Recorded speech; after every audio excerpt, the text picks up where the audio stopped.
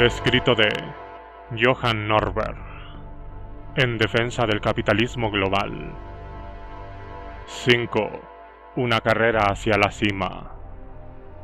Yo defiendo también el libre comercio, pero los países ricos practican un claro proteccionismo con respecto a los países en desarrollo, que es definido básicamente por los grupos de intereses y lobbies. Raras veces se escucha una defensa apasionada del mismo en el debate público, ya que no es considerado particularmente legítimo querer enriquecerse a costa del tercer mundo. Sin embargo, hay un tipo de proteccionismo de características similares, pero con una imagen mucho más positiva en el ámbito del debate social. Se trata de la idea de exigir determinados requisitos para poder establecer relaciones comerciales. Por supuesto que estamos a favor del libre comercio, se oye decir, añadiendo a continuación, pero no se puede desarrollar bajo cualquier condición. O bien, pero se precisa de un cuerpo normativo diferente que lo regule. Cuando alguien empieza una frase con las palabras, por supuesto que estoy a favor del libre comercio, pero hay que agudizar los oídos. Si ese pero es lo suficientemente intenso, significa que en absoluto está de acuerdo con la noción de libre comercio. Este es el tipo de discusión que suele manejarse en los países donde el concepto de libre cambio tiene connotaciones positivas. En otros países está casi a la altura de un improperio. Si, por ejemplo, se te ocurre proclamar a voz en grito por las calles de París tu amor por el libre comercio, es probable que te veas acosado por una muchedumbre indignada. Algunos detractores de la globalización han llegado a sostener que no se trata de estar a favor o en contra del libre comercio, puesto que todos coinciden en la necesidad de algún tipo de cuerpo normativo en torno al libre cambio. Sin embargo, la legislación relativa al libre comercio, con su defensa del derecho de propiedad y la libertad de empresa, tiene como finalidad simplificar el libre intercambio de mercancías y, en ninguna manera, puede equipararse con reglas, prohibiciones y cuotas que pretendan restringirlo. El debate se centra de facto en el apoyo o rechazo del libre comercio.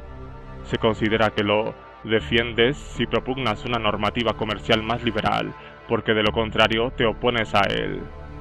Actualmente se ha impuesto de idea típicamente proteccionista de que hemos de oponernos al comercio con países que mantienen condiciones laborales deficientes, toleran el trabajo infantil o no protegen lo suficiente el medio ambiente. De no hacerlo, permitiremos que otros países acaben con nuestras empresas por ser más competitivos que nosotros, gracias a las condiciones que soportan sus trabajadores, dumping social, o a su escasez sensibilidad ecológica, dumping ambiental. A la hora de firmar acuerdos comerciales con países en desarrollo, reza el argumento, debemos así pues exigir la incorporación de cláusulas específicas relativas al medio ambiente o las condiciones sociales en las que se especifique que han de mejorar en su política ambiental o laboral porque, de lo contrario, dejaremos de comerciar con ellos. No solo los sindicatos y empresas se suman a este armonioso coro, sino también movimientos sociales de diversa ralea. Sin embargo, para los países en desarrollo, la idea misma de las cláusulas es interpretada como una estrategia proteccionista unida a un afán neocolonialista por controlar su política. La cuestión es por qué los países industrializados han empezado, de repente, a preocuparse por los trabajadores del tercer mundo justo cuando les demostramos que podemos competir con ellos, comentan, por ejemplo, un suspicaz Youssef Boutros Ghali, ministro egipcio de Comercio. Poco después de que el presidente norteamericano Bill Clinton propusiera este tipo de boicot contra los países que no cumplieran determinados requisitos, idea expresada por ejemplo en una entrevista con el Seattle Post Intelligencer, de fecha 1 de diciembre de 1999, se vinieron abajo las negociaciones de la OMC en Seattle a finales de 1999. El ministro de Comercio del gobierno socialdemócrata sueco, Leif Pagrotsky, lo calificó como una gran metedura de pata de Clinton. Los países en desarrollo se negaron a negociar bajo amenazas de ese tipo. Independientemente de lo que oponen los bien alimentados manifestantes y presidentes de los países económicamente más poderosos, no es la tacañería lo que impulsa a los países pobres a imponer un bajo nivel salarial y un entorno de trabajo inadecuado. Obviamente existen excepciones, pero el problema consiste por lo general en que no se puede permitir pagar sueldos más altos ni mejores condiciones laborales debido a su baja productividad. Los salarios podrán incrementarse si el trabajo va adquiriendo un mayor valor, es decir, conforme vaya aumentando la productividad, lo cual solo puede ocurrir mediante más inversiones, mejores infraestructuras y nivel de formación, maquinaria nueva y una organización más eficaz. Si obligáramos a estos países a subir los sueldos antes de mejorar su rendimiento, las empresas y consumidores tendrían que pagar por la mano de obra un precio superior a su valor real en ese momento, y al final no podrían soportar la competencia de los trabajadores occidentales, más productivos y con sueldos más elevados. El índice de desempleo entre los más desfavorecidos del planeta se incrementaría rápidamente. El comunista Paul Krugman lo ha definido como una política para generar buenos puestos de trabajo en teoría, pero ninguno en la práctica. En la palabra del embajador mexicano en Estados Unidos, Jesús Reyes Heroles, en un país deprimido como el nuestro, la alternativa a un empleo mal pagado no es un empleo bien pagado, es ningún trabajo. Las cláusulas de tipo social y medioambiental dicen en la práctica lo siguiente a los países en desarrollo: sois demasiado pobres para hacer negocios con nosotros, y nosotros no pensamos hacerlo hasta que no seáis ricos. La única pega es que únicamente a través del comercio tendrán opción de enriquecerse y así, paso a paso, mejorar su nivel de vida y sus condiciones sociales. Es una situación sin salida. No les dejamos comerciar con nosotros hasta que su entorno laboral y protección del medio se sitúe a un nivel aceptable, pero no serán capaces de escalar a este nivel si no les dejamos comerciar con nosotros. Cuando uno analiza a fondo el razonamiento que se esconde detrás de dichas cláusulas comerciales, se antoja tan absurdo como exigir que alguien mejore inmediatamente su salud dental porque, de lo contrario, romperemos su cepillo de dientes. Alguien lo ha comparado a una idea imperante durante la guerra de Vietnam. Para salvar la aldea, tenemos que reducirla a cenizas. Imaginemos que este concepto se hubiera puesto en boga a finales del siglo XIX. En ese caso, Inglaterra y Francia habrían podido constatar que los salarios en Suecia eran solo una fracción de lo que pagaban ellos, que en el país se estilaba jornadas laborales de 12 a 13 horas, 6 días a la semana, y que los ciudadanos suecos sufrían de desnutrición crónica. El trabajo infantil estaba bastante extendido en hiladerías y en fábricas de vidrio, cerillas y tabaco. De hecho, 1 de cada 20 obreros industriales tenía menos de 14 años. En consecuencia, Inglaterra y Francia se hubieran negado a mantener relaciones comerciales con Suecia, cerrando sus fronteras a los cereales, la madera y el metal suecos. ¿Se hubiera beneficiado Suecia de esta política? Nada más lejos de la verdad. Hubiera privado al país de ingresos, impidiendo así el desarrollo de su industria. Si hubiera perpetuado las intolerables condiciones de vida que soportaban los ciudadanos suecos, los niños seguirían trabajando en las fábricas y, quizá, a día de hoy, los ciudadanos de este país todavía comerían pan aderezado con trocitos de corteza de madera en los años de mala cosecha. Pero así no fueron las cosas. Se permitió el crecimiento constante de las relaciones comerciales con Suecia. La industrialización se aceleró y la economía experimentó una revolución conforme se fue extendiendo la bonanza. Suecia pudo corregir poco a poco las deficiencias. Los salarios subieron, la jornada laboral se acortó y los niños pudieron abandonar la fábrica y asistir a la escuela por las mañanas. Si ahora, para comerciar libremente con nosotros, exigimos a los países en desarrollo que su industria minera sea igual de segura que la occidental, estaremos planteándoles un requisito que nosotros no tuvimos que cumplir durante la progresión de nuestro sector minero. Una vez incrementado nuestro nivel de renta, sí que pudimos desarrollar nuestra tecnología y costearnos el equipamiento de protección que utilizamos hoy en día. Al requerir a dichos países que adopten inmediatamente nuestros métodos sin poder permitírselo, lo único que conseguiremos es acabar con su industria, dejándonos vía libre a los países industrializados para operar en este ámbito. Si impedimos a los países pobres que nos vendan sus productos por el simple hecho de que su cobertura laboral no es lo suficientemente buena, el resultado será la aniquilación de su sector de exportación, obligando a sus trabajadores a buscar empleo en la industria local, donde los salarios son aún más bajos y las condiciones de trabajo peores. Ello no beneficia a los desfavorecidos del mundo y sí que protege a nuestra industria. Hay razones para sospechar que este es el motivo por el que determinados colectivos de los países ricos proponen la introducción de dichas cláusulas. Lo que pretenden los partidarios de los condicionamientos es negar a los países en desarrollo la oportunidad que en su día disfruten los países ahora prósperos. Si realmente son sinceros en su empeño de ayudar a los países en desarrollo, lo lógico sería que lucharan porque Occidente contribuyera a solventar sus problemas, por ejemplo, compartiendo nuestra tecnología y conocimientos en vez de dejar de hacer negocios con ellos. Ya existen otros foros concebidos para tratar los asuntos específicos y facilitarles la mejora de su estándar laboral y ambiental, como por ejemplo el Programa de las Naciones Unidas para el Medio Ambiente, PNUE, y la Organización Internacional del Trabajo, OIT. En ese caso, ¿cómo proceder con la exigencia planteada a los países en desarrollo de que respeten el derecho de propiedad intelectual y de patentes si desean integrarse en el área de libre cambio de la OMC? ¿Por qué obligarles a aceptar patentes durante un periodo de 20 años si no les demandamos que garanticen un nivel mínimo en el terreno social? El motivo es sencillo, porque la vulneración del derecho de propiedad intelectual funciona como una traba comercial.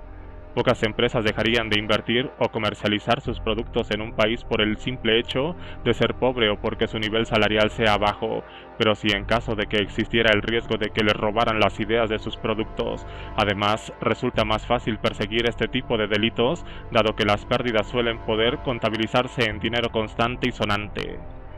A mi juicio, las patentes son importantes, suponen el reconocimiento de que los innovadores poseen el derecho sobre lo que han creado y a ser recompensados por ello. Como consecuencia, las patentes impulsan, por lo general, el clima de creatividad e investigación.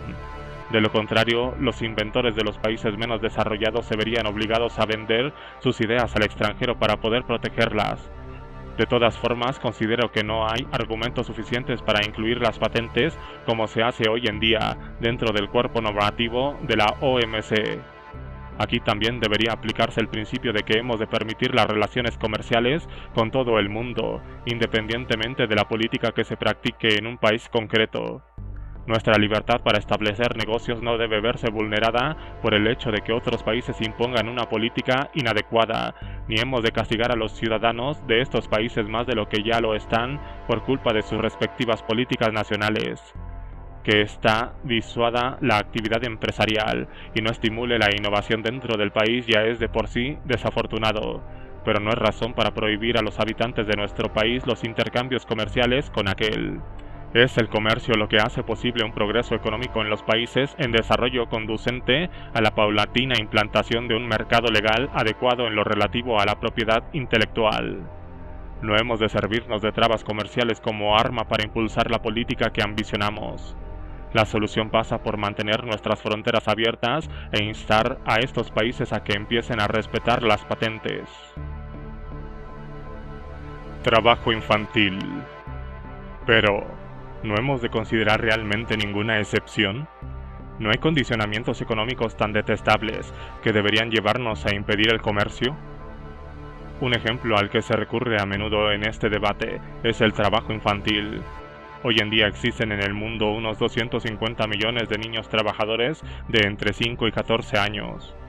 Es indignante que se prive a millones de pequeños de su infancia y, a menudo, también de su salud y alegría, pero ¿verdaderamente ayudamos a estos niños cuando la Unión Europea se niega a entablar lazos comerciales con los países donde viven? En absoluto. Nos damos cuenta de lo absurdo de este planteamiento al comprobar que la gran mayoría de los menores trabajan en sectores que no tienen nada que ver con el comercio. El 70% de la mano de obra infantil opera en el ámbito de la agricultura.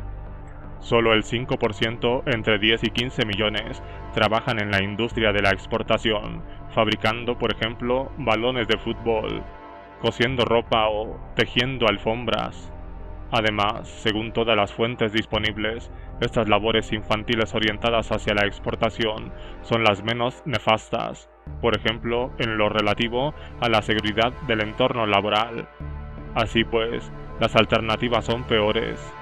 El problema radica de nuevo en que enjuiciamos al tercer mundo a partir de nuestras propias pautas materiales.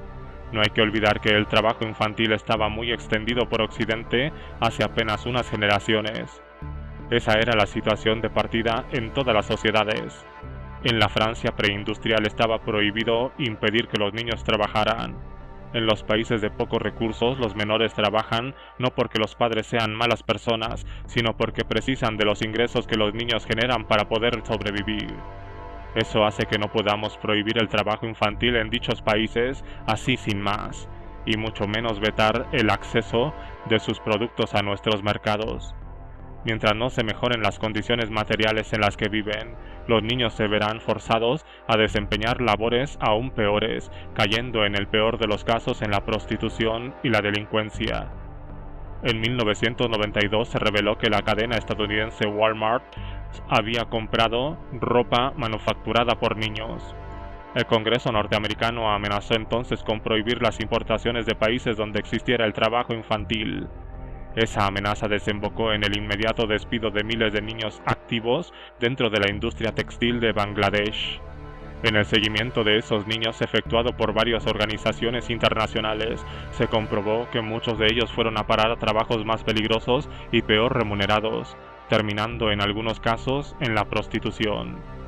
Según el Fondo de la Infancia de la ONU, un boicot similar contra la industria nepalí de fabricación de alfombras hizo que más de 5.000 muchachas se vieran forzadas a ejercer la prostitución.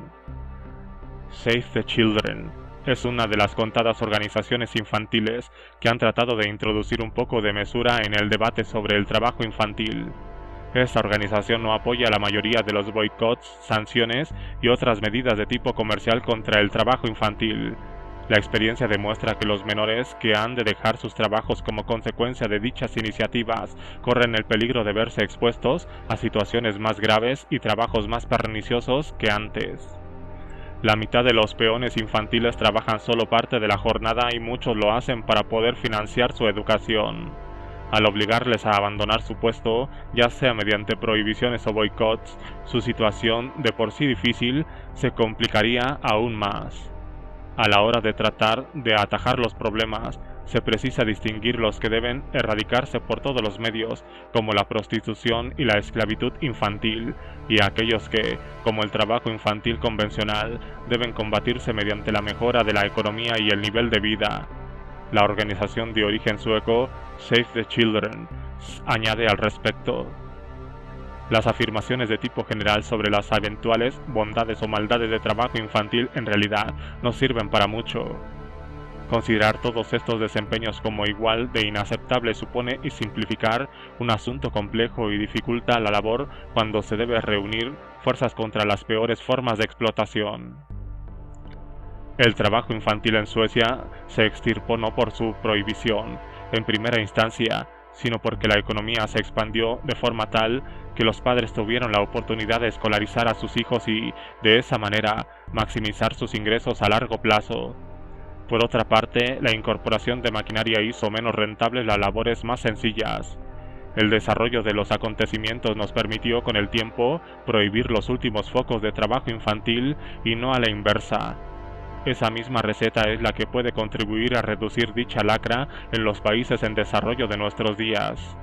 La Organización Internacional del Trabajo, OIT, ha señalado que el número de niños trabajadores de entre 10 y 14 años han descendido sensiblemente de la mano del crecimiento económico experimentado en Asia. En India, la proporción de niños trabajadores ha disminuido del 35% hace 50 años al 12% anual. Se estima que para el 2010 el trabajo infantil habrá desaparecido prácticamente en el este y sur de Asia.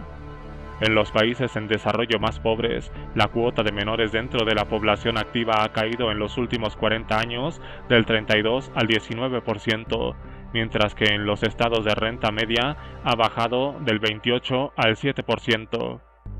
Es importante que todo el mundo reciba educación y que se maximicen sus réditos. La formación debe desembocar en empleos de remuneración superior a los no cualificados. Solo entonces será posible y rentable que los padres liberen del trabajo a sus hijos. Por lo demás, no basta con el acceso universal a la educación. La enseñanza debe ser también de buena calidad. En algunos países el sistema educativo es paupérrimo y los alumnos son tratados inadecuadamente o incluso maltratados. Ello está relacionado con el hecho de ser escuelas públicas donde resulta prácticamente imposible despedir a los profesores. La solución pasa por la libertad de elección, lo que permite que las familias desposean a las autoridades y al personal docente del control sobre los centros educativos. Ciertamente podría discutirse la conveniencia de aprobar sanciones comerciales provisionales, en casos concretos, con objeto de hacer caer a una cruel dictadura. Por ejemplo, un régimen que aplique la apartheid, la esclavitud, promueva conflictos bélicos o cometa masacres sobre civiles. Pero, en ese caso, será una manera de castigar al mencionado régimen conscientes de que las sanciones pueden perjudicar a la población del país o, incluso, afianzar a los mandatarios si se prolongan en exceso.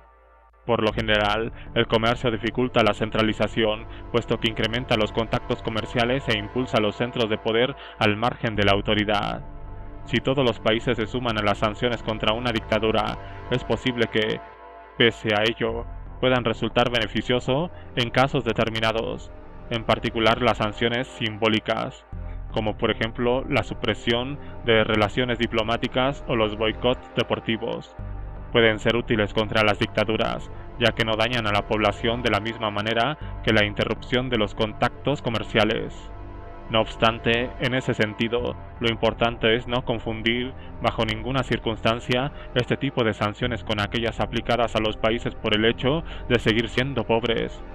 Así pues, la opción más apropiada consiste en presionar en otros contextos y en los foros políticos, en vez de dedicarse a desmantelar aquello que tal vez sea la solución más eficaz, es decir, el comercio. Nuestros responsables políticos y organizadores no deben dejar de criticar a aquellos países que violan los derechos humanos, recurren a la censura, persiguen a los opositores o prohíben diversas asociaciones, como por ejemplo los sindicatos. El que proporcionemos a la población de otros países la oportunidad de progresar mediante el libre desempeño del comercio, no hay que confundirlo nunca con una actitud complaciente hacia sus respectivos gobiernos. Los políticos occidentales que doran la píldora a regímenes dictatoriales con el fin de facilitar el acceso de las compañías de su país legitiman en la práctica las políticas represoras de aquellos. Cuando los estados adoptan una actitud antiliberal, hay que denunciarlo siempre. Como ya dijo Martin Luther King, la injusticia en cualquier lugar es una amenaza en todos lados. ¿Y nosotros qué? Vale, tal vez a los países en desarrollo les beneficie que comerciemos con ellos pese a ser pobres, replican algunos antiglobalizadores, pero nos perjudica a nosotros, porque si los países menos desarrollados pagan sueldos bajos, no protegen su entorno e imponen jornadas de trabajo interminables, sus productos baratos acabarán con nuestros empleos bien remunerados, forzándonos a rebajar nuestros estándares y salarios. Tendremos que invertir un mayor esfuerzo y tiempo en nuestro trabajo para no quedarnos atrás. Las empresas y el capital se lanzan rápidamente a los lugares con sueldos más bajos y peores condiciones laborales. En definitiva, se trata de una carrera hacia las profundidades.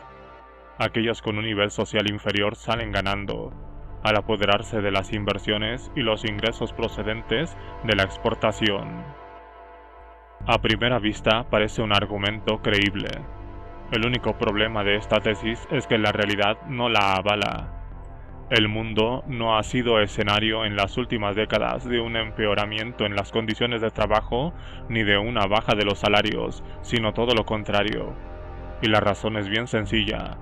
Los consumidores no están especialmente interesados en adquirir productos de trabajadores que cobran sueldos bajos, sino de productos lo mejor y más barato posible.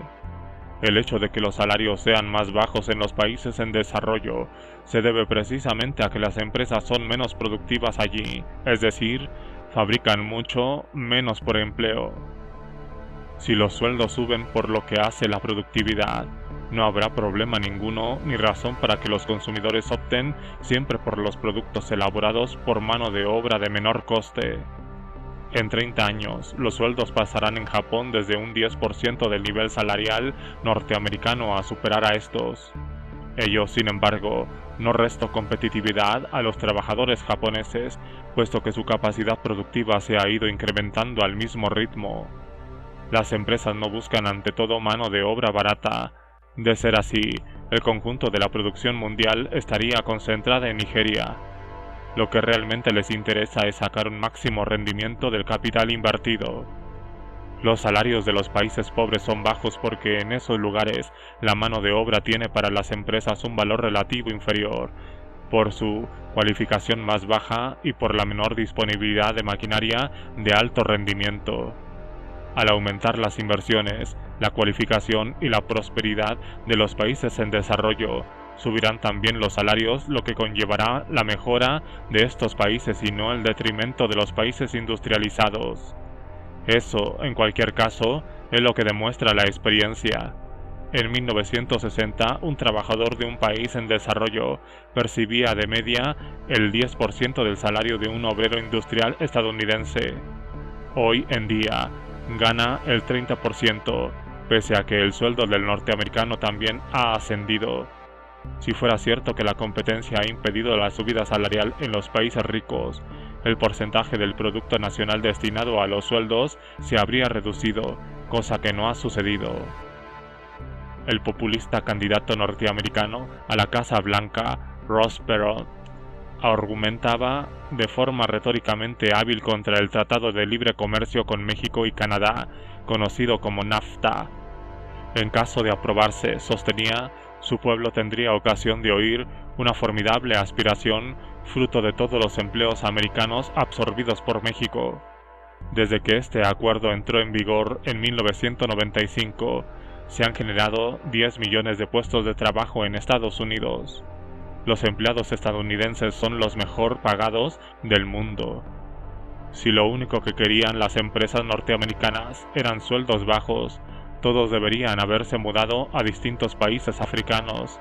Sin embargo, un 80% de sus inversiones van a parar a países de alto nivel salarial, sobre todo Reino Unido, Canadá, Holanda y Alemania, estados con un cuerpo regulatorio y nivel social similar o incluso superior. Esta circunstancia demuestra que las empresas buscan ante todo estabilidad política y social, protección legal, mercados abiertos, una infraestructura adecuada y una mano de obra cualificada. Que los países compitan entre sí por ofrecer dichos elementos debería compararse, así pues, con una carrera a la cima, no hacia las profundidades.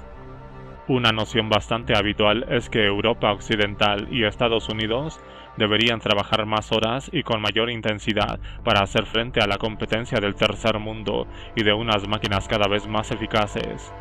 Indudablemente, hay numerosas personas que trabajan más de lo que sería recomendable para su salud, y está extendida la sensación de que se imponen requisitos cada vez más estrictos y un ritmo más intenso en el aspecto laboral, pero ello no viene determinado por la competencia que presentan los países en desarrollo. Se debe, por una parte, a empleadores inapropiados, sobre todo dentro del sector público, que no se preocupan lo suficiente por su personal y, por la otra, a que las personas de alta cualificación se preocupan demasiado por su carrera y deciden trabajar en exceso. En todas las épocas, las personas de menos medios se han visto obligadas a trabajar más que los ricos. Hasta ahora. En la actualidad, las personas con altos ingresos trabajan más horas que las de renta baja. La jornada laboral que seguimos se ha visto reducida conforme ha ido progresando nuestra cota de prosperidad, sencillamente porque, gracias al crecimiento económico, podemos, si lo deseamos, trabajar menos por el mismo sueldo. Comparado con la generación de nuestros padres, la mayoría de las personas llegan actualmente más tarde a su puesto de trabajo, se van antes, disfrutan de pausas más largas para almorzar y tomar café, se toman más vacaciones y les corresponde un mayor número de días de fiesta. Según estadísticas norteamericanas, hoy se trabaja aproximadamente la mitad de horas que hace 100 años, habiéndose reducido a estas en un 10% solo desde 1973, lo que equivale a 23 días al año. Como promedio, los trabajadores estadounidenses han podido gozar de 5 años adicionales de tiempo libre en horario de día desde 1973. Ello también viene motivado por nuestra incorporación cada vez más tardía al mercado laboral, nuestra jubilación más prematura y nuestra mayor esperanza de vida. En 1870, un trabajador occidental tenía 2 horas libres por cada hora de trabajo sobre la duración total de su vida. En 1950, esa cifra se duplicó, llegando a 4 horas libres, para volver a multiplicarse por 2 en la actualidad, es decir, hasta las 8 horas libres por hora de trabajo. El progreso de la economía, que se debe en parte a que el comercio nos ha permitido especializarnos, ha hecho posible que reduzcamos considerablemente nuestra jornada laboral y, al mismo tiempo, mejorar nuestro nivel de vida. Nunca nos habíamos ganado la vida trabajando menos horas que en la actualidad. A pesar de todo, resulta natural que se hable con frecuencia en el próspero occidente del estrés. Ello se debe, en parte, a algo básicamente positivo como es el fantástico aumento de las opciones disponibles. En las sociedades preindustriales, en las que los ciudadanos pasaban toda su existencia en el mismo sitio y probablemente no se relacionaban con más de 100 personas a lo largo de su vida, era complicado darse cuenta de que no había tiempo para realizar todo lo que se quería hacer. La mayor parte del espacio de ocio se dedicaba a dormir. Hoy en día podemos viajar por todo el planeta, leer periódicos, ver películas de todos los rincones del mundo y tratar con un centenar de personas al día. Antes, esperábamos a que llegara el correo a nuestro buzón. Ahora los mensajes nos esperan a nosotros en la bandeja de entrada de nuestro administrador de correo electrónico. Hemos desarrollado una enorme industria del entretenimiento que nos ofrece un número casi infinito de alternativas para pasar el tiempo en caso de que nos atenace el aburrimiento. No es extraño que el resultado de todo ello sea una cierta frustración por no alcanzar con todo. En comparación con las dificultades a las que se ha enfrentado el género humano desde el comienzo de los tiempos y con las que los países en desarrollo luchan aún en nuestros días, debemos considerarlos, pese a todo, como un problema de lujo. El estrés y el agotamiento crónico en el ámbito laboral son problemas reales, pero, en cierta manera, se trata de nuevas denominaciones para fenómenos ya conocidos de antes. Mientras que aumentan progresivamente el número de trabajadores que solicitan baja laboral por agotamiento crónico, parece que son cada vez menos los que lo hacen por molestias cervicales o problemas psíquicos. Hemos de enfocar este asunto con una cierta perspectiva. En cada época y lugar se tiende a creer que los problemas de unos son los peores. Ello se debe a menudo al desconocimiento e idealización de tiempos pasados. Sin duda puede resultar perjudicial sentir tamaña pasión por la profesión de uno que se llegue a trabajar en exceso, pero ¿no es ello preferible a morirse de aburrimiento en el trabajo como les pasa a tantos? No debemos olvidar que el principal problema sigue siendo la gran cantidad de personas cuyo trabajo no les supone desafío alguno ni les enriquece de ninguna manera. Lo fundamental en el debate sobre el agotamiento crónico y el capitalismo es la posibilidad de hacer frente a la situación de uno y determinar el sistema que da mayores opciones en este sentido. Existe el problema de los empleados que se matan trabajando y de los empleados que exigen en exceso o son demasiado vagos e imprecisos. Las personas siempre pueden equivocarse. Ahora bien, el capitalismo ofrece a las personas la oportunidad de primar aquello que es más importante para ellos. Puedes optar por bajar el ritmo si consideras que te esfuerzas demasiado. Tienes la posibilidad de presionar a tu patrono para que mejore tus condiciones, por ejemplo, a través de tu sindicato, y este puede reconsiderar tu situación laboral. En lo que respecta a uno mismo, puede renunciar voluntariamente a determinadas posibilidades para no estar siempre disponible. Uno no necesita comprobar su correo electrónico durante el fin de semana y puedes perfectamente dejar que tu contestador automático reciba las llamadas.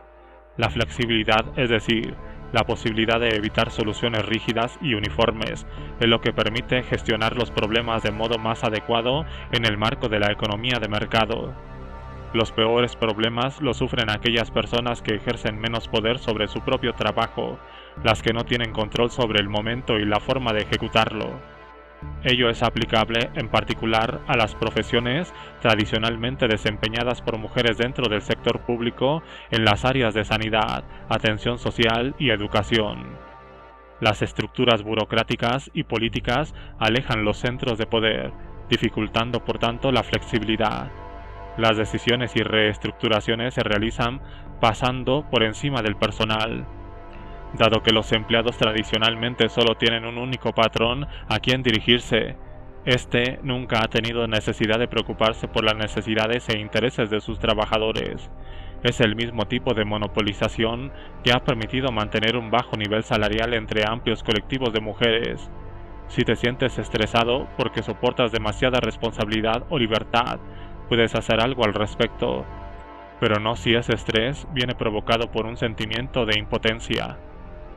La mencionada monopolización también ha hecho que los funcionarios sean más temerosos a la hora de expresar sus opiniones, proponer cambios o criticar a su empleador que las personas activas dentro del sector privado, pese a que, a diferencia de estos últimos, a los empleados estatales se les garantice por ley su derecho a expresarse libremente. Al no poder recurrir a ningún otro sitio, quedan totalmente abandonados a su suerte. Es el doble de frecuente que los funcionarios públicos piensen que van a empeorar su situación laboral en caso de expresar opiniones críticas. Big is beautiful. De acuerdo con la concepción del mundo de los movimientos antiglobalización, las multinacionales son las que encabezan la carrera hacia las profundidades antes aludida, trasladando su producción a los países en desarrollo y explotando a los más desfavorecidos gracias a una deficiente legislación. Se hacen de oro y obligan a otros estados a practicar una política cada vez más indulgente. Así las cosas, los aranceles y las trabas comerciales a las inversiones extranjeras constituyen, según este razonamiento, una defensa de lo nacional, una protección contra el implacable poder corporativo que solo busca sacar beneficio de las personas. La alternativa a esto es una visión apocalíptica en la que enormes multinacionales dominan el mundo, desentendiéndose totalmente de las opiniones y deseos de sus habitantes. Tienen como fatídico mantra que 51 de las 100 economías mayores del planeta son empresas.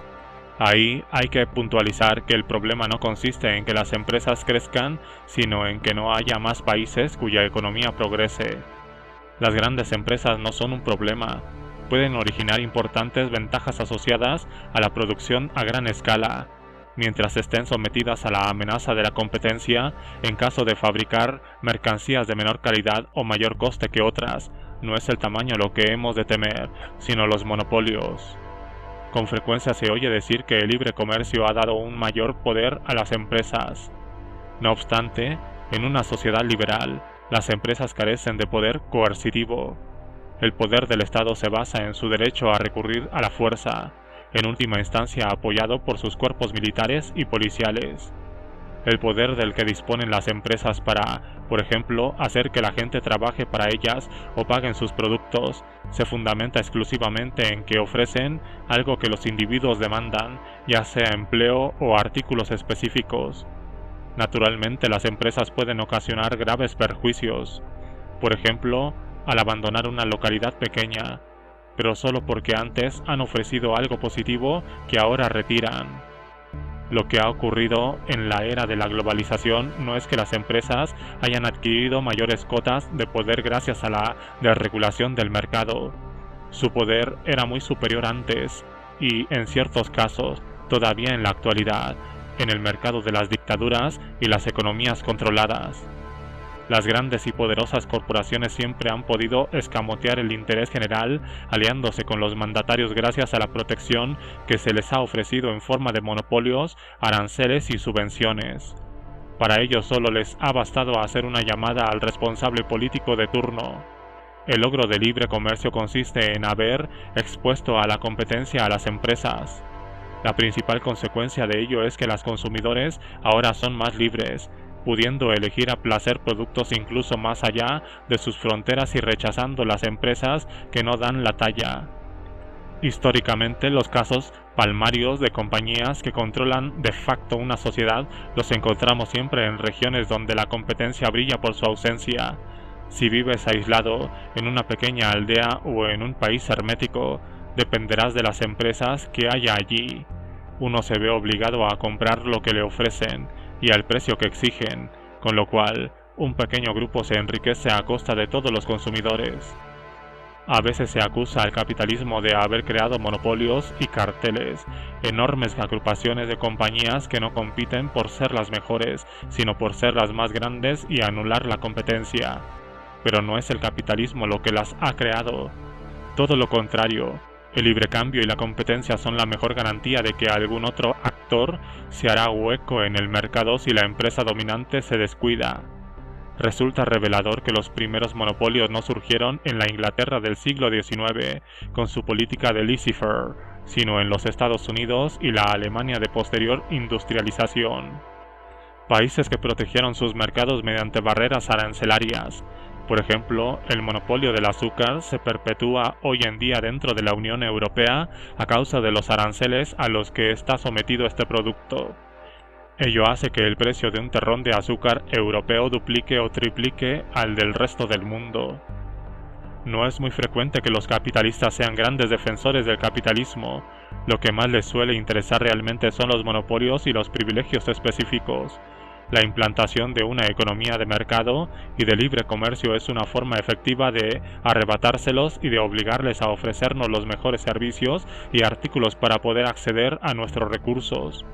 El libre comercio abre las puertas a las empresas para que ofrezcan a un mayor número de consumidores aquello que solicitan, pero no dota a nadie de privilegio o poder coercitivo alguno. La libertad empresarial en una economía de mercado verdaderamente libre es idéntica a la libertad de la que disfruta un chef a la hora de diseñar un menú para los clientes de un restaurante y no impide que otros chefs, incluso extranjeros, se tomen la libertad de proponer otras cartas que le hagan la competencia. Si hay alguien que ha salido perdiendo en este proceso, es el maestresala que en el pasado ocupaba una posición monopolística. Eso que reclaman numerosos detractores del libre mercado, es decir, empresas menos preocupadas por obtener beneficios, mercados menos libres, reestructuraciones menos drásticas, etc., pudimos contemplarlo en Rusia tras la caída del comunismo.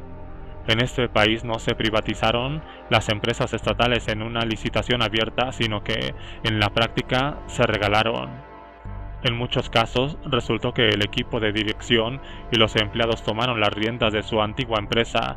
Dado que recibieron la empresa gratuitamente, no necesitaban recuperar el capital invertido mediante la modernización de la producción, con lo cual se hubieran asegurado beneficios futuros.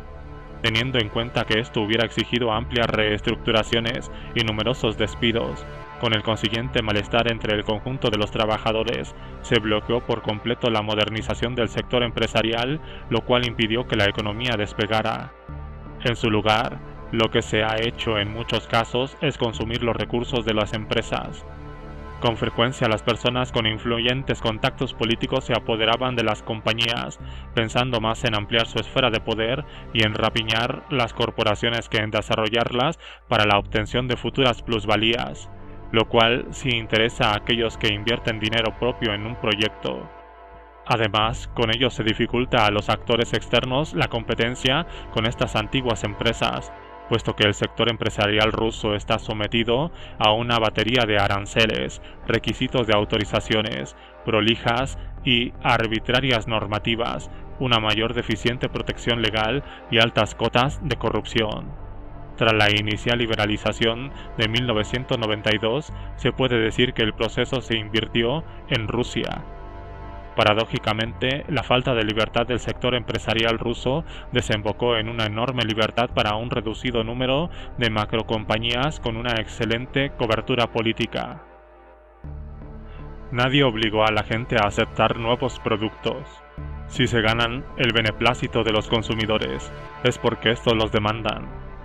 Incluso las mayores compañías viven gracias al favor que les dispensan los clientes, y no tendrían más remedio que cerrar sus puertas mañana mismo si se despreocuparan de estos. La poderosa Coca-Cola tiene que adoptar la receta de su bebida a cada región, a fin de satisfacer los distintos gustos locales. McDonald's vende hamburguesas de carne ovina en India, de teriyaki en Japón y de salmón en Noruega. El magnate televisivo Rupert Murdoch fracasó en sus intentos de crear un canal asiático de amplio espectro, decidiendo entonces establecer distintos canales acordes con las diferenciadas preferencias de la audiencia. Allí donde impera la libre competencia, las empresas solo pueden crecer y aumentar sus ventas siendo mejores que las demás, y únicamente serán capaces de sobrevivir en los mercados internacionales si consiguen mantener una productividad más elevada. Aquellas que no lo hacen sucumben rápidamente o bien son adquiridas por otras compañías capaces de aprovechar mejor su capital, bienes inmobiliarios, equipos y personal. El capitalismo es implacable, pero con las empresas que ofrecen productos o servicios anticuados de baja calidad o caros.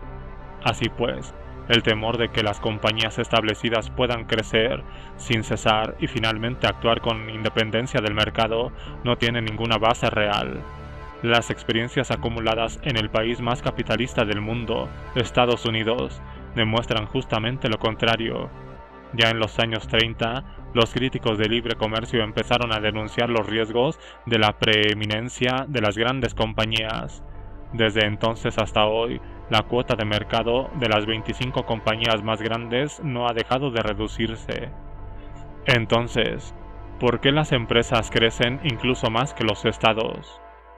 Replican los antiglobalizadores, apuntalando su pregunta con uno de los datos a los que se recurre con más frecuencia en el debate, a saber, que de las 100 principales economías del mundo, 51 son empresas.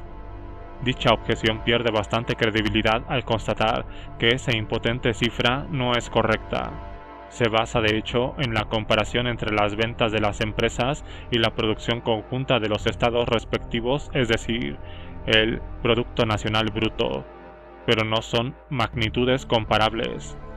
El Producto Nacional Bruto contiene únicamente el valor que uno aporta a un producto, mientras que las cifras de ventas incluye el valor que otros han añadido al producto específico. Una empresa que vende una casa no ha creado todo desde el principio, sino que ha adquirido infinidad de servicios, elementos y materiales para fabricar el producto final.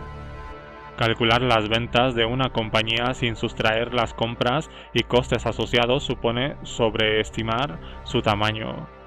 Si por el contrario tratamos de calcular el valor que esta empresa agrega a la mercancía, nos situaremos en un 25 a 35% del valor de venta. Entonces comprobaremos de inmediato que solo 37 de las 100 economías de mayor tamaño del planeta son empresas y que van a parar al final de la lista. Entre las 50 principales economías hay solamente 2 empresas. La noción de que las empresas por lo general son mayores que los países se desdibuja aún más al reparar, por ejemplo, en que un pequeño país como Suecia tiene una economía que duplica con creces en tamaño a la mayor compañía del mundo, Walmart. Francia es más de 15 veces mayor y Estados Unidos más de 100. Prácticamente todos los países industrializados superan a todas las empresas. Las 50 empresas más grandes del mundo tienen un Producto Nacional Bruto equivalente a solo el 4,5% de los 50 países más prósperos. Es cierto que, en general, las empresas han crecido en cifras absolutas en los 2 últimos decenios, pero otro tanto ha ocurrido en la economía mundial, y de hecho, a un ritmo ligeramente más rápido. Por tal motivo, las cifras anteriores no demuestran de ninguna manera que las empresas hayan crecido y adquirido más poder que los estados, sino lo contrario. El sector corporativo ha perdido tamaño en relación, por ejemplo, a los países de América del Norte y Asia-Pacífico. Lo interesante aquí es que se trata precisamente de las regiones que más ha abierto sus mercados y dado vía libre a la competencia. Gracias a ello, ha crecido más rápido que las propias empresas. Por la otra parte, los países que han cerrado sus mercados y no han recibido inversiones, como por ejemplo los africanos, se han contraído en relación a las empresas. Por consiguiente, el comercio y las inversiones no se traducen en un mayor poder y riqueza del sector corporativo respecto a los estados, sino que, paradójicamente, parece ser la ausencia de este tipo de globalización el causante de ello. Una mayor liberalización y eficacia de los mercados financieros, con la subsiguiente difusión del capital entre nuevos empresarios con ideas innovadoras, ha hecho más fácil que las pequeñas empresas compitan con las grandes compañías. El desarrollo de las nuevas tecnologías también ha contribuido en este sentido.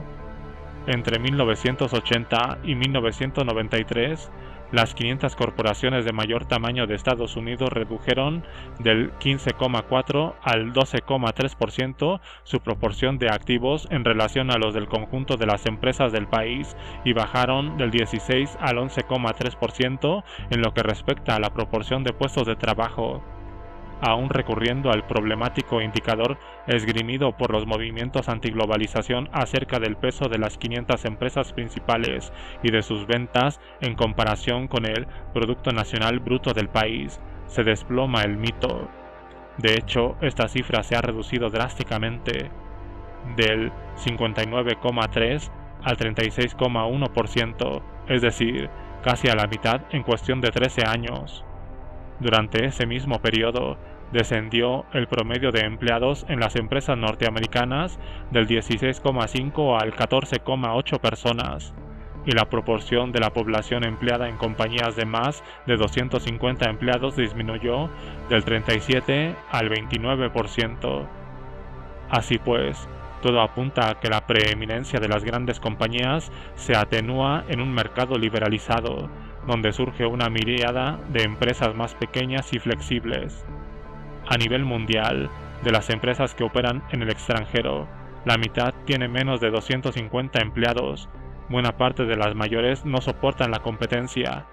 De entre las corporaciones incluidas en la lista de las 500 empresas de mayor tamaño de Estados Unidos en 1980, una tercera parte ya había desaparecido en 1990, y otro 40% se esfumó 5 años más tarde.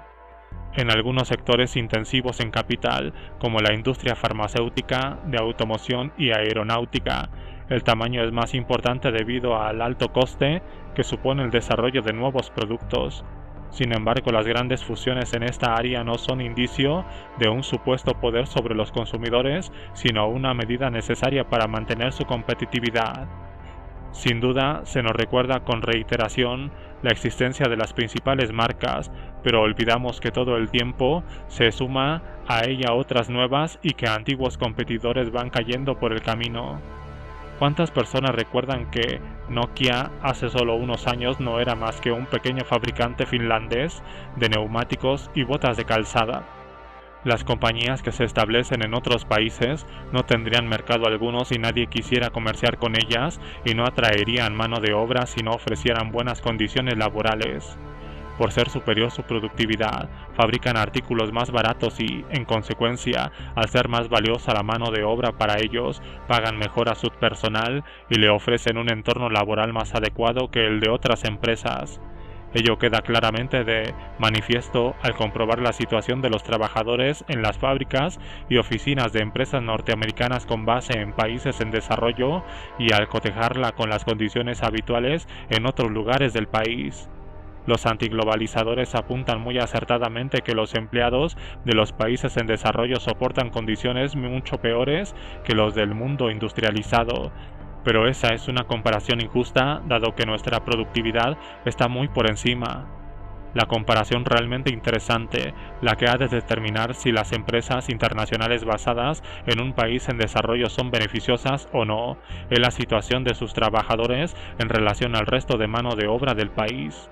En los países en desarrollo más deprimidos, los empleados al servicio de una compañía norteamericana ganan nada menos que 8 veces el salario medio. En las naciones de renta intermedia, el sueldo que paga un empleador estadounidense se sitúa 3 veces por encima de la media. También en comparación con puestos de trabajo similares en empresas autóctonas modernas, las multinacionales abonan un salario un 30% superior aproximadamente. Las compañías extranjeras asentadas en los países menos desarrollados pagan a su plantilla de media el doble que las empresas nacionales del sector. Los marxistas sostienen que las multinacionales explotan a los trabajadores sin recursos, pero si la supuesta explotación significa ganar un sueldo varias veces más alto, bienvenida sea, ¿o no? Otro tanto es aplicable a las condiciones laborales. La OIT, Organización Internacional del Trabajo, ha señalado que son las multinacionales, en particular dentro del sector del calzado y la ropa, las que lideran la tendencia hacia la mejora del entorno laboral. A causa del deficiente nivel de las fábricas de sus subcontratistas en el tercer mundo, la empresa de material deportivo Nike ha sido muy criticada por los antiglobalizadores, pero lo cierto es que dicha corporación se encuentra en el grupo de compañías que ofrecen a sus empleados las mejores condiciones, no por generosidad, sino por interés económico. Pueden ganar más gracias a su mayor productividad y son más receptivos a la opinión pública. Por consiguiente, Nike ha exigido a sus proveedores que mejoren sus condiciones, lo cual se ha difundido también entre las empresas autóctonas. Zhou Latai, uno de los juristas chinos más destacados en el terreno del derecho laboral, sostiene que los consumidores norteamericanos son los principales impulsores en la optimización del entorno de trabajo por su capacidad de influencia sobre Nike, Reebok y otros. Si Nike y Reebok desaparecieran de aquí, también desaparecería esa presión. De eso no me cabe duda. Algo que, por cierto, Latai cree que puede ocurrir si China no se abre al libre comercio en el marco de la OMC. Las multinacionales, con sus sueldos más elevados y sus lugares de trabajo más salubres, limpios y exentos de maquinaria peligrosa, contribuyen a la mejora del estándar general. Las empresas nacionales se ven obligadas a ofrecer mejores condiciones porque, de lo contrario, se quedarían sin mano de obra. Esta tendencia es especialmente apreciable en los salarios que se pagan en los países en desarrollo. Como ya se ha mencionado, en los últimos 40 años han pasado del 10 al 30% del sueldo medio en Estados Unidos. Nike ha exigido también a sus subcontratistas que abran sus puertas a las inspecciones independientes. Global Alliance for Workers and Communities ha encuestado sistemáticamente a sus trabajadores de forma anónima. De sus entrevistas se desprende que, aunque por supuesto haya quejas, los empleados están satisfechos en primer lugar de haber conseguido empleo y, además, sostenían que se trata de un buen trabajo. En las plantas de Indonesia, el 70% de los empleados se habían desplazado desde puntos lejanos para obtener el trabajo. Un 75% se mostraba satisfecho de su relación con los superiores y consideraban que podían aportar propuestas e ideas con toda libertad. Esta última cifra es bastante similar a la proporción de funcionarios públicos suecos que no temen expresarse libremente ante su empleador, lo cual sirve para poner en perspectiva estos datos, aunque las preguntas, obviamente, no sean comparables. En las fábricas vietnamitas, el 85% de la plantilla tenía la intención de permanecer al menos 3 años más, y un porcentaje parecido se sentía seguro con las condiciones laborales en vigor y la maquinaria utilizada. En las instalaciones tailandesas, solo el 3% de los entrevistados respondieron que la relación con sus superiores era mala, mientras que el 72% consideraba que ganaba un buen sueldo. Especialmente apreciada era la política de la empresa de proporcionar gratuitamente medicamentos, atención sanitaria, ropa, comida y transporte. Uno de los pocos analistas occidentales que ha visitado en persona a los proveedores asiáticos de Nike para estudiar su situación es Linda Lim, de la Universidad de Michigan. Lim pudo constatar que en Vietnam, donde el salario mínimo era de $134, los empleados de Nike ganaban $670. En Indonesia, país con un salario mínimo de $241, los subcontratistas de la empresa norteamericana ofrecían $720. Una vez más, es esencial recordar que no hemos de comparar estas condiciones con las imperantes en los países ricos, sino con las alternativas que se brindan a estas personas. Si Nike se retirara de la región a causa de los boicots y las barreras arancelarias de Occidente, sus proveedores tendrían que cerrar las puertas, condenando al desempleo a sus empleados o bien a trabajos más peligrosos, con salarios más bajos e inestables dentro del sector industrial o agrícola del país. En muchos países en desarrollo existen lo que se denomina zonas francas, fundamentalmente para la industria de la exportación, donde las empresas allí establecidas pueden disfrutar de exenciones tributarias y comerciales específicas. Los movimientos antiglobalización denuncian que dichas zonas francas las condiciones laborales son inhumanas y de semiesclavitud. Ciertamente se dan casos de irregularidades e incluso de abusos flagrantes, y es necesario actuar firmemente para atajar dichas situaciones. Ello ocurre sobre todo en países pobres con regímenes dictatoriales, por lo que no se puede afirmar que la libertad haya ido demasiado lejos. Es que ni siquiera se conoce. La OSD ha realizado un estudio de conjunto de estas zonas francas en el que concluye que se han ofrecido oportunidades laborales a los más desfavorecidos y que los salarios en estas regiones superan al del resto del país. En la gran mayoría de las aproximadamente 1000 zonas analizadas se aplicaban la misma legislación laboral que en el conjunto del Estado. Cada vez es mayor el número de zonas francas que comprenden que una mano de obra barata no basta para hacer frente a la competencia, instando a las empresas allí asentadas a que inviertan y promuevan la cualificación de sus trabajadores. En este mismo estudio, la OSD afirma que se puede establecer una relación clara entre el respeto a los derechos fundamentales de los trabajadores, prohibición de la esclavitud y los abusos, libertad de negociación laboral y desempeño de actividades sindicales, y el incremento de las inversiones y el grado de crecimiento. Gracias a su tamaño, las multinacionales pueden financiar la investigación y los proyectos de mayor alcance. Según la OSD, el 90% de los beneficios de estas empresas se reinvierten en el país donde operan. Teniendo en cuenta que están presentes en varios países, funcionan como canales de transmisión de know-how, modelos organizativos más eficaces y tecnologías novedosas. Criticar la existencia de las multinacionales equivale a rechazar sueldos más altos, precios reducidos y una mayor cota de prosperidad. Son estas empresas las que encabezan la carrera internacional hacia la cima. Por cierto, no es solo en los países en desarrollo donde las corporaciones extranjeras ofrecen mejores condiciones. Las empresas foráneas pagan en Estados Unidos sueldos cerca del 6% superior a las nacionales y amplían su personal con el doble de rapidez. Las compañías extranjeras son responsables del 12% de las inversiones en I+D en Estados Unidos y gestionan nada menos que el 40% en el Reino Unido. Por supuesto, ello no quiere decir que todas las empresas actúen correctamente, como tampoco lo hacen todos los seres humanos. Obviamente encontramos también personas sin escrúpulos entre los empresarios, al igual que entre la clase política o en el mundo del espectáculo.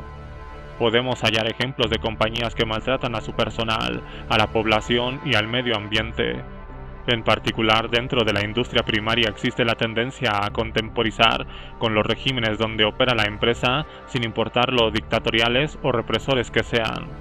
De lo contrario, no hubieran tenido la oportunidad siquiera de entrar en el país. Pero el hecho de que algunos se comporten mal no es motivo para vetar a las grandes corporaciones ni para impedirles que inviertan, de la misma manera que no disolveríamos el cuerpo de policía porque se dieran casos de atropellos entre esta, ni echaríamos a todos los inmigrantes porque algunos de ellos sean delincuentes. Si es razón, sin embargo, para demandar a una empresa en caso de vulnerar la ley y para criticar y boicotear a aquellas compañías que no se comportan debidamente. Normalmente, el principal problema lo constituyen los regímenes que dan licencia a las empresas e incluso las incitan para actuar de forma irresponsable. Debe existir una clara separación entre el Estado y el sector empresarial. Los estados han de velar por instituir leyes ecuánimes y las empresas producir y operar de la mejor manera posible en el marco que dichas leyes establecen. Cuando las compañías se atienen a un cuerpo normativo deficiente, el principal remedio ha de ser la reforma del mismo y la crítica de dichas empresas, pero no la obstaculización de sus operaciones. La solución pasa por la democratización de los estados y la promulgación de las leyes justas, donde la libertad de uno termina donde empieza la del otro. La presencia de multinacionales en estados despóticos en muchos casos puede favorecer las aspiraciones democratizadoras. Recordemos que estas compañías son sensibles a las presiones de los consumidores occidentales, puesto que repercute directamente sobre sus ventas. puede resultar más sencillo influenciar en la política de Nigeria practicando un boicot contra Shell que tratando de presionar al gobierno nigeriano. Esto, por cierto, es el mensaje de fondo que transmite la activista canadiense Naomi Klein en su libro No Logo, que ha adquirido una rápida popularidad entre los círculos anticapitalistas. Klein apunta que las grandes corporaciones han intentado crear una imagen positiva en torno a sus marcas mediante muchas décadas de publicidad y goodwill, pero en cierta manera el tiro también les ha salido por la culata. Al ser las marcas su principal activo, son enormemente susceptibles a la publicidad negativa. Una compañía puede tardar décadas en edificar una marca para, en cuestión de pocas semanas, ver cómo es derribada por los activistas. Lo cierto es que Naomi Klein debería utilizar este razonamiento como un argumento en favor del capitalismo, ya que es posible a todas luces influenciar rápidamente sobre las macrocorporaciones si éstas no se comportan bien en algún sentido. Un vendedor ambulante puede engañarte porque no lo vas a ver más, pero las grandes marcas deben actuar de forma respetable por mero instinto de supervivencia. Se ven impelidas a fabricar productos seguros y de calidad y tratar a sus empleados, clientes y entorno de manera adecuada a fin de que su prestigio no se resienta. Una atención mediática negativa es sinónimo de pérdidas millonarias. La revista The Economist también ha podido constatar que la ética empresarial suele superar con creces a la de los gobiernos. La mayoría de las empresas formulan directrices y establecen requisitos para hacer frente a los problemas ambientales y a los abusos sexuales, incluso en países donde estos conceptos ni siquiera han entrado en el vocabulario popular. La mayoría de las compañías habrían despedido a un presidente implicado en escándalos de corrupción, como el ex canciller alemán Helmut Kohl, o envuelto en negocios sucios y líos de índole sexual, como el caso del anterior presidente norteamericano Bill Clinton. Y eso que hablamos de jefes de Estado en dos de los países occidentales más democráticos y sólidos. La industria textil bangladeshi ejemplifica la forma en que las compañías extranjeras canalizan experiencias e ideas innovadoras que pueden revolucionar una economía. El empresario local Nurul Quadr empezó a colaborar a finales de los 70 con la empresa surcoreana Daewoo. Daewoo vendía por entonces máquinas de coser a Quadr y formaba a sus trabajadores. Cuando este creó su empresa en Bangladesh, Daewoo le ayudó durante un año con la comercialización de sus productos y le asesoró sobre nuevos métodos de producción, a cambio de un 8% de sus ingresos. En 1980 se inició la producción en Bangladesh con 130 obreros cualificados y 2 ingenieros de Corea del Sur, al tiempo que las autoridades aceptaron considerar la exportación de ropa como zona franca, desregularizada en una economía por lo demás proteccionista. La producción prácticamente se duplicó cada año. En 1987 vendía 2,3 millones de camisetas por un valor de 5,4 millones de dólares. 115 de los 130 trabajadores originales ya habían creado por entonces sus propias empresas textiles y de no tener ninguna, Bangladesh se encontró en la noche a la mañana con 700 compañías exportadoras de ropa. Hoy en día esa cifra ha pasado a ser más del triple, convirtiéndose así en la principal industria del país con cerca de un 60% de las exportaciones. Las fábricas emplean a más de 1,2 millones de personas, de las cuales un 90% aproximadamente son mujeres que han abandonado sus deprimidas aldeas en busca de un trabajo más estable y mejor remunerado. Otros 5 millones trabajan dentro de este sector en su conjunto. Aunque las condiciones laborales a menudo son deficitarias, esta evolución ha traído consigo nuevas posibilidades y salarios más altos, también en el ámbito de las profesiones tradicionales, que ahora deben esforzarse más por atraer mano de obra. Oro y bosques verdes. Aunque las multinacionales y el libre comercio resultan ser beneficiosas para el desarrollo económico y la promoción de los derechos humanos en el tercer mundo, queda otra objeción, que el medio ambiente es el gran perjudicado de toda esta historia. Las fábricas de Occidente, según esta teoría, pueden trasladarse a países pobres carentes de legislación en este terreno. Ello produce una mayor contaminación de dichos países y, además, el mundo industrializado debe relajar sus propios requisitos ambientales para poder mantener su ritmo de producción. Los antiglobalizadores suelen apoyar esta tesis con ejemplos puntuales de fábricas establecidas a un lado de una frontera concreta para poder contaminar. Un sombrío argumento que implica que las personas con mayores opciones, recursos y tecnología se aprovechan de estos factores para maltratar la naturaleza. ¿Tiene que ser antitéticos realmente los conceptos de desarrollo y medio ambiente? Esta tesis se enfrenta al mismo problema que toda la noción de la carrera hacia las profundidades. Es decir, la realidad la refuta. No se está produciendo ninguna fuga industrial hacia países con bajos niveles conservacionistas, ni tampoco existen presiones para recortar la protección al medio ambiente en el mundo, sino todo lo contrario. Las inversiones norteamericanas y europeas van a parar en su mayor parte a países con normativas medioambientales similares. Se ha hablado abundantemente de las fábricas norteamericanas que han traspasado su producción a México tras la firma del Tratado de Libre Comercio conocido como NAFTA. Lo que no se conoce tanto es que México, desde que se adhirió a este acuerdo, ha aprobado leyes medioambientales más estrictas, tras una larga historia de completa dejación en este ámbito. Ello se enmarca en una tendencia a nivel global. En todo el planeta, el progreso económico y el crecimiento corre parejos con una mayor protección del medio ambiente. 4 investigadores que han analizado este punto declaran que encontramos una relación positiva muy acentuada entre nuestros indicadores ambientales y el grado de desarrollo económico. Al padecer graves problemas económicos, no te puedes permitir dedicar atención al medio ambiente. Por lo general, los países comienzan a proteger sus recursos naturales cuando están en condiciones de hacerlo. Al aumentar su grado de prosperidad, los estados comprenden la regulación de sus vertidos al agua y cuando se enriquecen aún más, empiezan también a legislar en torno a la calidad del aire. El hecho de que el conservacionismo se intensifique con el progreso y el desarrollo económico se debe a una serie de factores. Si las personas apenas tienen algo que llevarse a la boca, carecerán de la posibilidad de primar el medio ambiente. Atenuar su miseria y paliar el hambre va por delante de una eventual protección ambiental. Una vez que mejora nuestro nivel de vida, comenzaremos a otorgar una mayor importancia al medio ambiente y podremos destinar recursos a su preservación.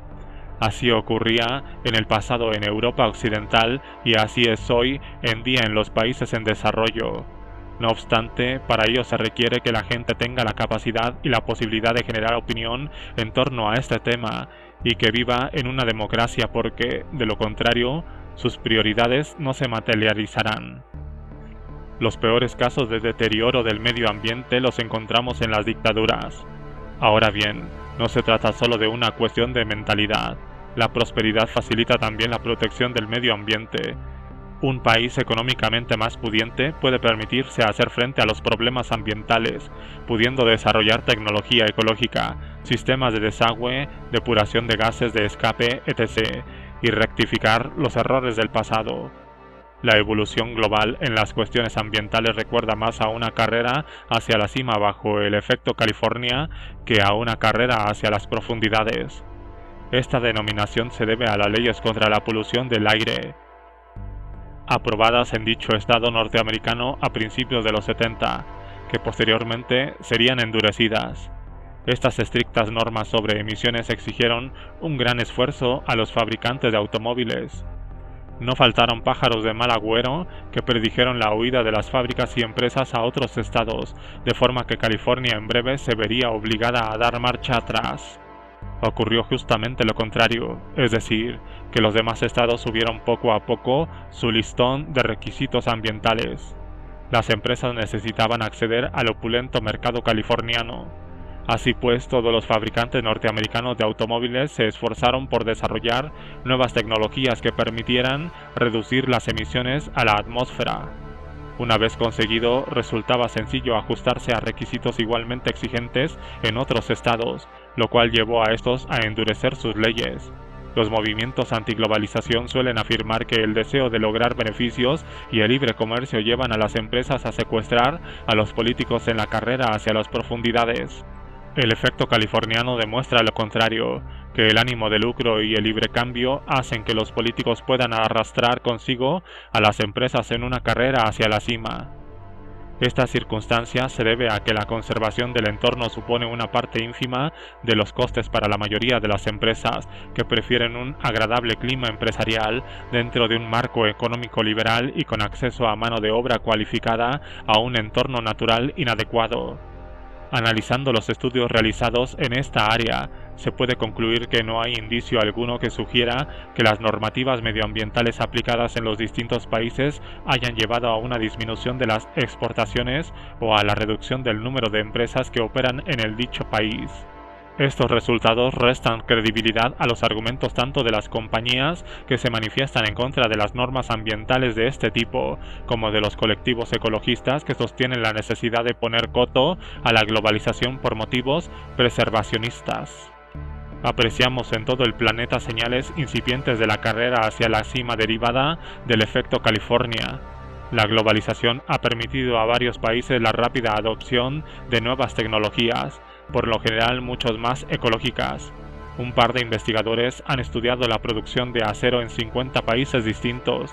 Concluyen que los países con una economía más abierta han sido los primeros en recurrir a técnicas menos contaminantes y que la producción de estos origina un 20% de emisiones que la equivalente en los países cerrados al exterior. Decisivo en este proceso son las multinacionales, que pueden extraer numerosas ventajas de una producción uniforme con una tecnología homogénea. Su flexibilidad a la hora de reestructurarse les permite contar con una maquinaria más moderna.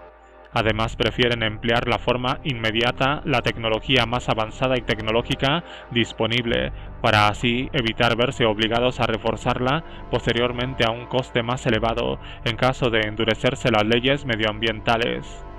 En Brasil, México y China, los tres países que reciben un mayor volumen de inversiones extranjeras, se puede apreciar un elemento común. Cuantas más inversiones absorben, mayor control ejercen sobre la contaminación atmosférica.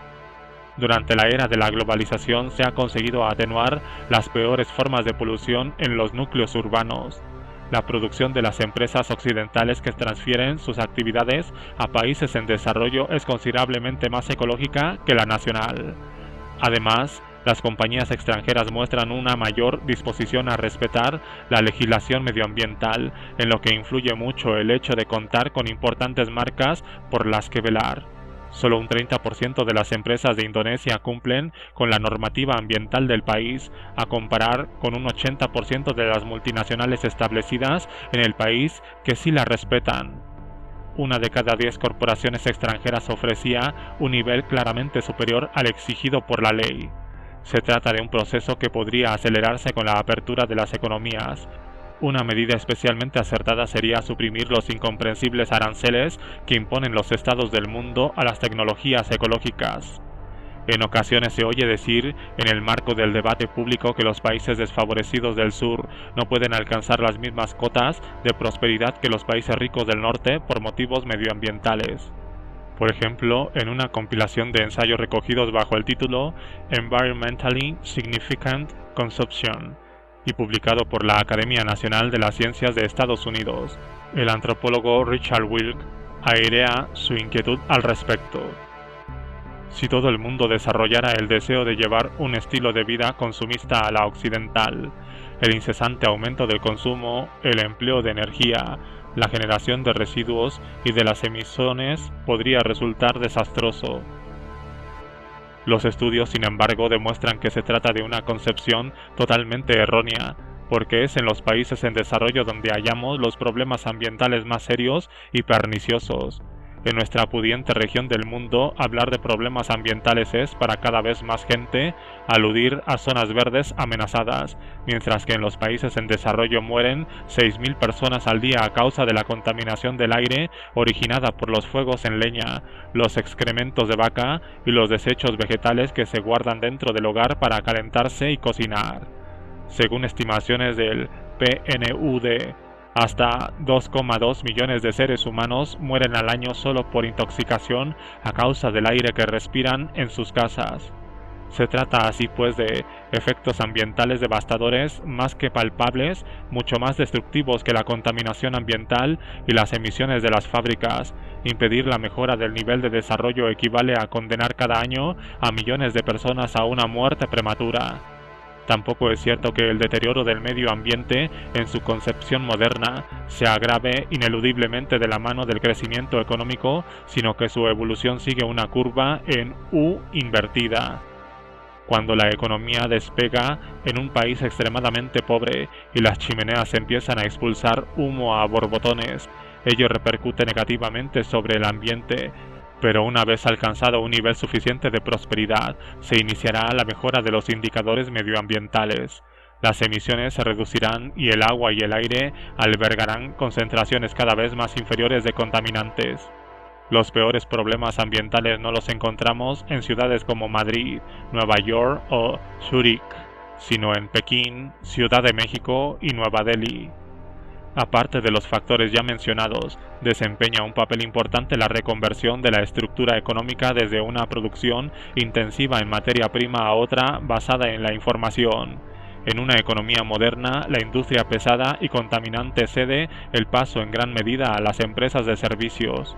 Las entidades bancarias, consultorías y empresas informáticas no impactan tanto sobre el medio natural como las fábricas viejas.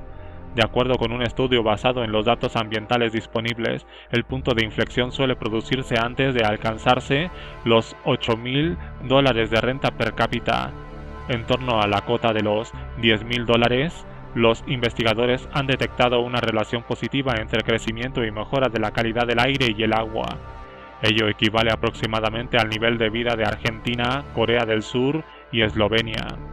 Podemos establecer una comparación con los países nórdicos, cuya renta per cápita se sitúa entre los $20.000 y $30.000, donde se ha registrado una incesante mejora en lo relativo al medio ambiente desde la década de los 70. Precisamente en esa década se hablaba constantemente del smog que cubría las ciudades norteamericanas, sin duda con toda la razón, puesto que el aire alcanzaba niveles considerados nocivos entre 100 y 300 días al año. Ahora la frecuencia se ha rebajado a 10 días al año. La única excepción es Los Ángeles, con unos 80 días, lo que, pese a todo, supone una disminución del 50% en solo un decenio. Vemos una tendencia similar en el resto de los países industrializados, por ejemplo en Tokio, donde los agoreros hace solo una década vaticinaban que el futuro sería necesario protegerse con mascarillas de oxígeno del aire contaminado. Aparte de otros efectos positivos derivados de la mejora del nivel de vida en los países en desarrollo, tales como no pasar hambre y evitar ver morir a tus hijos, esperando un punto crítico específico, se empieza a progresar en la perseveración del entorno. Además, dicho punto de inflexión se adelanta cada vez más en dichos países, ya que tiene la opción de aprender de los errores de los países desarrollados y aprovechar su tecnología más avanzada. Un ejemplo de ello es la calidad del aire en las enormes ciudades chinas, que son las más contaminadas del mundo. Desde mediados de los 80 se ha contenido el nivel de contaminación y, en algunos casos, reducido progresivamente al tiempo que se experimentaba una expansión fenomenal. El estadista danés y miembro de Greenpeace, Borg Lomborg, asistido por una decena de estudiantes, examinó hace unos años un conjunto de estadísticas y datos relacionados con los problemas ambientales del planeta. Para su sorpresa, descubrió que algo que siempre le había parecido obvio, es decir, que el medio ambiente global estaba cada vez más deteriorado, no se correspondía en absoluto con los resultados oficiales. Al contrario, cada vez hay menos contaminación atmosférica, menos problemas de vertidos, los recursos no se están agotando, el hambre afecta a un número decreciente de personas y la gente vive más años. Lomborg recopiló todos los datos oficiales a los que tuvo acceso dentro del mayor espectro posible y los publicó en el libro El ecologista escéptico. La imagen que transmite supone una rectificación fundamental de las tradiciones visuales apocalípticas que aparecen con tanta frecuencia en los titulares de los periódicos. Lomborg demuestra que en las últimas décadas ha disminuido el nivel de contaminación atmosférica y las emisiones. También se ha recortado sustancialmente el vertido de metales pesados, la de óxido de nitrógeno en un 30% y las emisiones de azufre en cerca del 80%. En los países menos desarrollados siguen aumentando los problemas, pero en cada nivel de crecimiento ha bajado en un 2% la densidad anual de partículas solo en 14 años. En el mundo industrializado ha menguado drásticamente los vertidos de fósforo al mar y el importante descenso de la presencia de colibacilos en aguas costeras ha permitido abrir al público numerosas playas antes clausuradas. Lomborg deja patente que no estamos asistiendo a una deforestación a gran escala, sino todo lo contrario. Entre 1950 y 1994, los bosques del mundo han pasado de 40,24 millones de kilómetros cuadrados a cubrir 43,04 millones de kilómetros cuadrados. El autor explica también que la lluvia ácida nunca ha acabado con grandes extensiones forestales. Lomborg rastrea hasta sus fuentes el dato tan frecuentemente citado como erróneo de que cada año se extinguen 40.000 especies vivas, para descubrir que se basa en una suposición formulada hace 20 años y posteriormente difundida entre círculos ecologistas. Los casos documentados de extinción en los últimos 400 años se reducen a poco más de 1.000 especies, de las cuales el 95% aproximadamente son insectos, bacterias y virus. Lomborg señala que el problema del vertido de residuos es menos grave de lo que nos suponíamos. El volumen de residuos que Dinamarca genera en los próximos 100 años cabe en una fosa de 3 kilómetros cuadrados de extensión y 33 metros de profundidad, incluso sin reciclaje alguno. El académico nos ilustra también sobre la manera en que puede ayudarnos a resolver los restos futuros de una mayor cota de prosperidad y una tecnología más avanzada. Todo el agua dulce que el mundo consume en la actualidad podría producirla una planta desalinizadora impulsada por células solares de un tamaño equivalente al 0,4% del desierto del Sahara. Por lo tanto, la creencia de que la expansión económica resulta necesariamente nociva para el medio ambiente es equivocada. Igual de desertada es la afirmación de que nos haría falta un número indeterminado de planetas Tierra si todo el mundo consumiera al ritmo que lo hace Occidente. Una tesis propagada habitualmente por los ecologistas que deja de lado las emisiones y la contaminación y se centra en el supuesto agotamiento de los recursos si todos imitaran el estilo de vida del mundo industrializado. Es innegable que algunas de las materias primas que empleamos hoy en día, en las proporciones actuales, no bastarían para todo el planeta si el conjunto de sus habitantes consumieran las mismas cosas. Sin embargo, podría aplicarse otro tanto a un populento hombre de edad de piedra que afirmara que si todo el mundo llegara a su mismo nivel de consumo, se acabarían las piedras, la sal y las pieles. El consumo de materias básicas no es algo estático. Conforme va progresando económicamente un número creciente de personas, se empieza a sondear el eventual aprovechamiento de otras materias primas. El género humano no cesa de mejorar su tecnología para la explotación de materias primas antes inaccesibles y disfrutamos de un nivel de prosperidad que nos permite hacerlo. Nuevos inventos permiten sacar un mayor partido a las materias básicas tradicionales y facilitan el reciclaje de los residuos. Hace 150 años, el petróleo era una sustancia negra y pegajosa que uno prefería no pisar y mucho más tenerla debajo de los cultivos. Pero al adquirir interés como medio de suministro energético, se desarrollaron métodos para su explotación, siendo hoy en día uno de nuestros recursos fundamentales. La arena nunca ha sido un elemento especialmente interesante ni valioso, pero ahora se ha convertido en una materia prima esencial para el medio de producción más poderoso de nuestra época, el ordenador. Concretamente en forma de silicio que constituye una cuarta parte de la superficie terrestre y con el que fabricamos chips. Existe un sencillo mecanismo comercial que impide que surjan carencias. En caso de producirse un déficit de una materia prima determinada, subirá el precio de esta. De esa forma aumenta el interés de todo el mundo por administrarla adecuadamente, incrementar su disponibilidad, reciclarla y tratar de encontrarle sustitutos. Si echamos un vistazo a los precios de las materias primas en las últimas décadas, comprobamos que la tendencia es descendente y que los metales nunca han sido tan baratos como hoy día. los precios bajan, lo cual indica que la demanda no supera a la oferta en relación a los salarios, es decir, si calculamos el tiempo que tenemos que trabajar para poder adquirir una materia básica. Actualmente los recursos naturales son la mitad de caros que hace medio siglo y cuestan un 80% menos que hace 100 años. En el año 1900, la electricidad era 8 veces más cara, el carbón 7 y el precio del petróleo quintuplicaba el del ahora. La amenaza de una posible escasez se reduce constantemente, puesto que los nuevos hallazgos y una explotación más eficaz permite la continua aplicación de las reservas disponibles.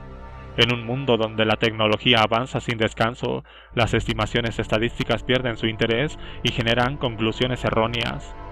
Con un simple cálculo, Lomborg constata que si disponemos de una materia prima a la que le quedan 100 años de explotación, cuya demanda se incrementa anualmente en un 1%, su reciclaje se intensifica o su rendimiento aumenta en un 2%, dicho recurso nunca se agotará. Aparte de ello, en caso de déficit, la mayoría de los recursos pueden reciclarse con ayuda de una tecnología efectiva. Hoy día, por ejemplo, se recicla 1/3 del acero mundial. Además, los métodos cuentan con tiempo para desarrollarse antes de que se consuman los recursos. No hace muchos años, todo el mundo estaba convencido de que la totalidad de los ciudadanos chinos nunca podrían llegar a disponer de teléfono, ya que para ello se precisaba de varios cientos de millones de personas que conectaran manualmente las llamadas. No se agotaron las personas, sino que la tecnología evolucionó. Entonces se arguyó que difundir la telefonía en toda China era una imposibilidad física, puesto que no había cobre suficiente en el mundo para cubrir el país con el grueso cableado telefónico necesario. Pero antes de que ello pudiera convertirse en un problema, empezaron a utilizarse la fibra óptica y los satélites en lugar de hilo de cobre. El precio de este metal, que se creía destinado a desaparecer, se ha reducido imparablemente, siendo en la actualidad 10 veces más barato que hace 2 siglos.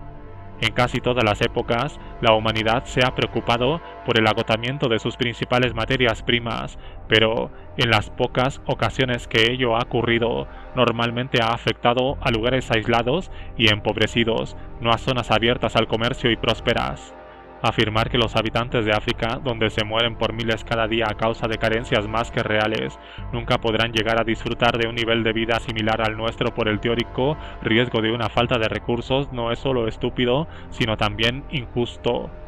Los problemas medioambientales no se resuelven por sí solos, se requiere de una legislación apropiada que impida el deterioro del agua, la superficie terrestre y el aire. Se necesita sistemas de tributación ecológica que disuadan a los actores contaminadores a la hora de dañar el medio de otros. Hay muchos puntos relacionados con el medio ambiente que exigen normativas y acuerdos internacionales, lo cual supone una serie de desafíos totalmente nuevos. Por ejemplo, las emisiones de dióxido de carbono tienden a incrementarse y no a reducirse cuando un país progresa. En el debate sobre comercio y medio ambiente, lo más importante es dejar claro que avanzar en este terreno resultará más fácil en el marco de una economía liberal y en expansión, puesto que ésta puede recurrir a las soluciones más eficaces y a la tecnología más moderna disponible en el mundo.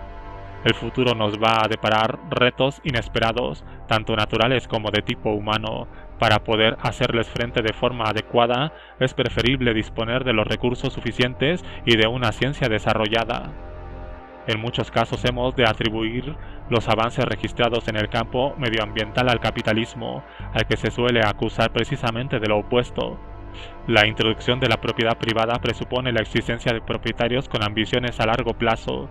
Por ejemplo, el dueño de un terreno debe velar porque en el día de mañana también haya en este lugar una tierra en buen estado o árboles sanos, ya que, de lo contrario, no ingresará nada por la parcela cuando llegue la hora de venderla.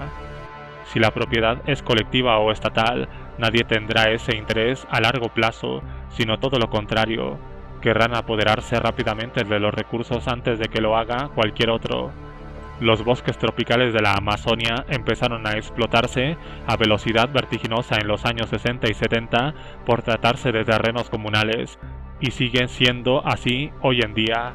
Solo un 10% aproximadamente de la selva amazónica está reconocida oficialmente como propiedad privada, pese a que los indios en la práctica poseen y habitan grandes zonas de ella. La ausencia de derechos de pesca claramente definidos hacen que haya flotas pesqueras fuertemente subvencionadas que tratan de esquilmar los mares del mundo antes de que se les adelanten otros. Así pues, no ha de sorprendernos que la mayor destrucción medioambiental que ha contemplado la historia haya tenido como escenario las dictaduras comunistas donde toda la propiedad era colectiva. Hace unos años se fotografiaron los límites del Sahara, con un desierto que no cesaba de extenderse. La superficie prestaba un aspecto amarillento y reseco por todas partes, debido a la sobreexplotación de los terrenos comunales por parte de las poblaciones nómadas, que posteriormente habían sido abandonados. Pero en mitad de ese paisaje desértico destacaba un pequeño oasis verde, que resultó ser una finca privada, cuyos propietarios pudieron evitar la explotación excesiva del terreno y desarrollar una ganadería sostenible de alto rendimiento. A veces se critica el comercio y los transportes de mercancías por el perjuicio que supone para el medio ambiente, pero esto es algo que puede atajarse mediante sistemas de transporte y técnicas de depuración más eficaces, así como con tasas ecológicas para que el hecho de ensuciar repercuta en el precio. Además, con frecuencia los transportes por carretera son más nocivos para el entorno que los transportes marítimos de largo recorrido. La producción y el consumo conllevan importantes problemas ambientales que el comercio puede ayudar a paliar independientemente de su efecto sobre el crecimiento. El comercio contribuye a optimizar el empleo de los recursos de un país. Los productos se fabrican en los lugares donde el coste y el impacto sobre el medio ambiente resulta inferior. Por ese motivo, conforme se van mejorando los métodos, se reduce continuamente la cantidad de materias primas necesarias para manufacturar un producto. Con ayuda de procesos de producción modernos, actualmente se precisa un 97% menos de metal para fabricar una lata de refresco comparado con hace 30 años, gracias, entre otras cosas, al empleo de un aluminio más ligero. Un automóvil de nuestra época contiene solo la mitad del metal que 30 años atrás. Por ello es mejor fabricarlo a bajo coste allí donde existe la tecnología necesaria, en vez de que estos traten de producirlo por su cuenta, con el consiguiente despilfarro de recursos. Para un país frío resulta más ecológico importar, por ejemplo, carne procedente de países más cálidos que invertir los medios necesarios al objeto de producirla por su cuenta. Fabricación de piensos, edificación y sistemas de calefacción de los establos, etc. Si los estados realmente creyeran en la economía de mercado, dejarían de subvencionar con fondos públicos la energía, la industria, la construcción de carreteras, la pesca, la agricultura y muchas cosas más. Estas ayudas tienen como efecto mantener con vida actividades que, de lo contrario, hubieran sucumbido o bien se llevarían a cabo con métodos más eficaces o en lugares distintos. La organización ecologista World Watch Institute sostiene que los contribuyentes del mundo deben desembolsar unos 650.000 millones de dólares al año para financiar actuaciones perjudiciales para el medio ambiente. Según dicho instituto, la supresión de estas permitiría una baja de impuestos del 8%. Solo en Estados Unidos cada familia dejaría de pagar $2.000 de impuestos al año.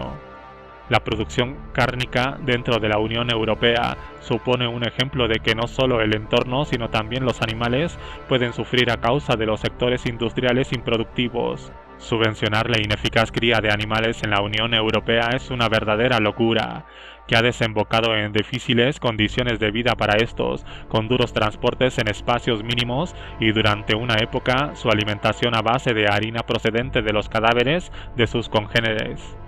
Una solución más adecuada sería suprimir los aranceles agrarios e importar carne, por ejemplo, de Sudáfrica, donde las bestias pueden moverse y pastar libremente sobre amplias superficies antes de su sacrificio.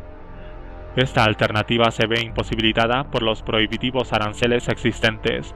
Durante la crisis de las vacas locas, McDonald's, por ejemplo, trató de evitar en varias de sus franquicias europeas la peligrosa carne comunitaria en sus hamburguesas, pero no se le permitió importarla de Sudamérica. Los cuartos delanteros de la res, de los que se extrae la carne picada, estaban grabados con tasas aduaneras de varios cientos %.